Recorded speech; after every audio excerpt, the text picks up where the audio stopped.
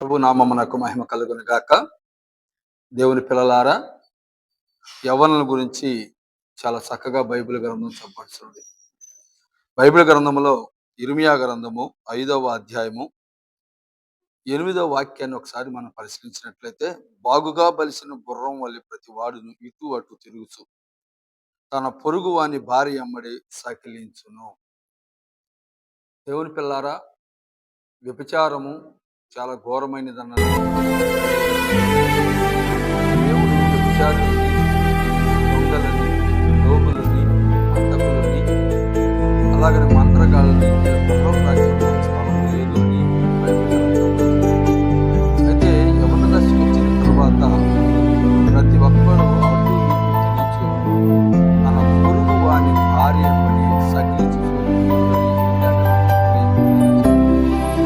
కనుక ఈ సమయంలో మహాఘోరమైన దీనికి పరలోక రాజ్యాన్ని కోల్పోతారని నేను ఎరిగి యవన దశలో నా కాడు పెట్టి ఎంతో సులభమని బైబిల్ ప్రతి యవనుడు దేవుని సన్నిధిలో సహాయం, ప్రతి యవనుడు దేవుని మందిరంలో చేరి ఆయన బయలుపరిచి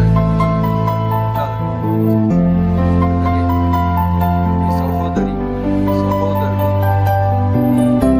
సహోదరుడు భార్య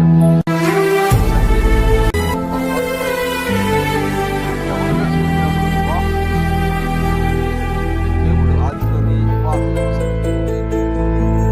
కనుక యవనుడు అనేవాడు తన గుర్రం వలె బైబిల్ గ్రంథం చెప్పాలి. బాగా బలిసిన గుర్రం వలె బాగా బలిసిన గుర్రం వలె కనుక వినయము కలిగి, భక్తి కలిగి, విశ్వాసం కలిగి, ప్రార్థనా జీవితం కలిగి యవన దశలో సొంత భార్య వివాహం చేసుకుని నీ భార్యతో సంతోషించే వారిగా ఉండాలని తెలియజేస్తున్నా. కానీ పొరుగువారి భార్య ముందు సకిలిస్తూ తిరిగితే అది పాపము, శాపము కనుక, అది మరణాంధకారమైన జబ్బు కనుక, ఆ జబ్బు నుండి దేవుడు ఇడిపించువాడు, నిన్ను స్వస్థపరచువాడు, నిన్ను బాగుపరచువాడు, నిన్ను మేలులతో నింపువాడు అని చెప్పి సభ్యులకు తెలియజేస్తూ